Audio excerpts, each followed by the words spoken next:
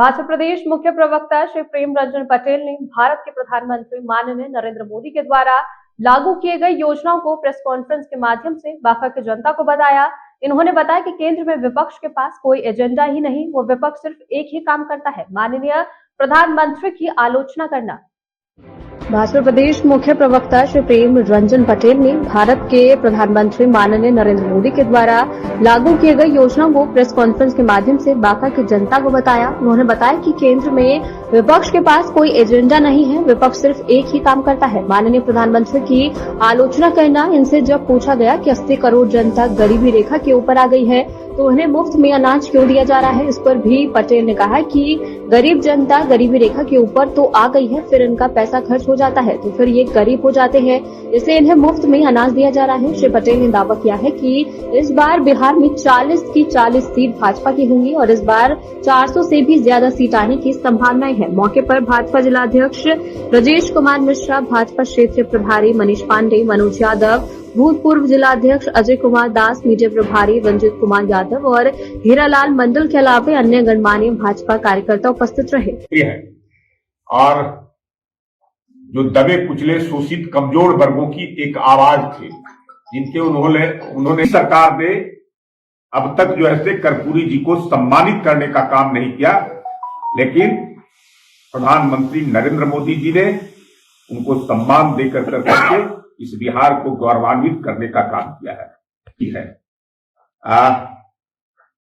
वो आपने देखा है कि सर्वांगीण विकास और खास कर करके जो हमारे प्रधानमंत्री जी ने लक्ष्य रखा है 2047 तक विकसित भारत बनाने का, ये पूरा झलक जो है इसमें आता है इस बजट के माध्यम से। इस बजट में आप देखेंगे कि मुख्य रूप से किसान, मजदूर, महिला, युवा को केंद्र बनाकर करके योजनाएं बनाई गई है। किसानों के लिए आमदनी को दुगना बढ़ाने के लिए नैनो यूरिया और उनकी उपज को कैसे लाभकारी मूल्य दिलाया जा सके, इस काम को बाखूबी इस बजट में दर्शाया गया है। और पहली बैठक बिहार में कराने का काम किया था, वह आज एनडी गठबंधन को छोड़ दिए, इसलिए कि उनको यह महसूस हो गया ये एनडी गठबंधन चलने वाला नहीं है। ये एनडी गठबंधन धीरे धीरे बिखर रहा है। ममता बनर्जी ने ऐलान कर दी कि हम बंगाल में अपने बलबूते पर अकेले चुनाव लड़ेंगे। पंजाब में 13 जो लोकसभा की सीटें हैं उन सभी पर आप पार्टी का उम्मीदवार खड़ा होगा। उधर आदित्य ठाकरे जो शिवसेना के हैं, उद्धव ठाकरे के पुत्र, उन्होंने कहा कि ममता बनर्जी शेरनी की तरह लड़ रही है।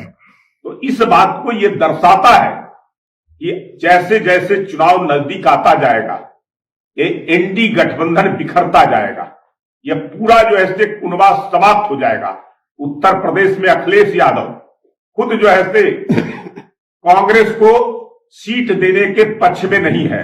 अभी हाल फिलहाल में जो था आपका सर्वे निकला था कि बहुत सारे गरीब लोग जो हैं गरीबी रेखा से ऊपर आ गए हैं, तो फिर आपके सरकार के द्वारा ये अनाज फ्री में क्यों दिया जा रहा है?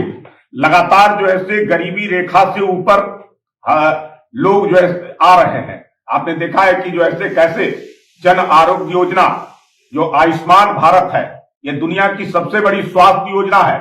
लगभग 55 करोड़ लोगों को प्रति वर्ष एक परिवार को 5 लाख रुपया इलाज कराने का दिया जा रहा है। तो मुझे लगता है कि जिस प्रकार से गरीब लोग होते थे, अगर कोई गंभीर बीमारी उनको होती थी और वो अपना पैसा जमा करके रखते थे और उनको अगर बीमारी हो गई तो अस्पताल में जाते थे, तो वो फिर से जो है गरीबी रेखा से बाहर निकलने के बाद फिर गरीब हो जाते थे।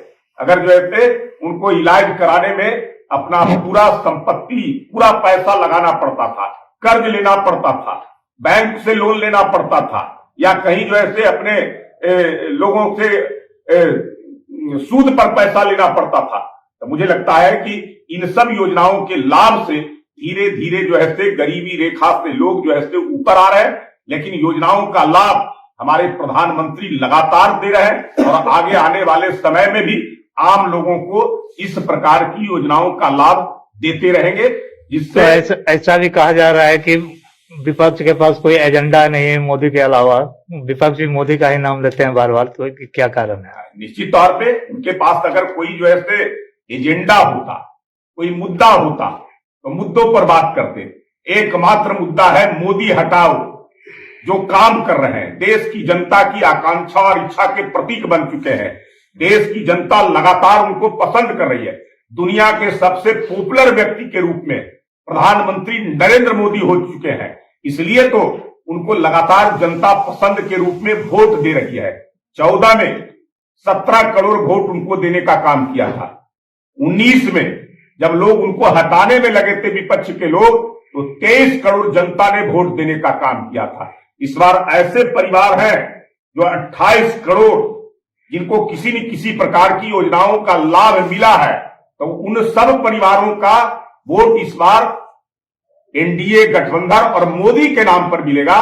इसलिए 35 करोड़ वोट इस बार उनको आएगा। और जब वोट आएगा तो 14 करोड़ वोट में जब आप देख सकते हैं कि 283 सीटें, 19 करोड़ वोट में 353 सीटें, तो 35 करोड़ में 400 से अधिक सीटें आएगी।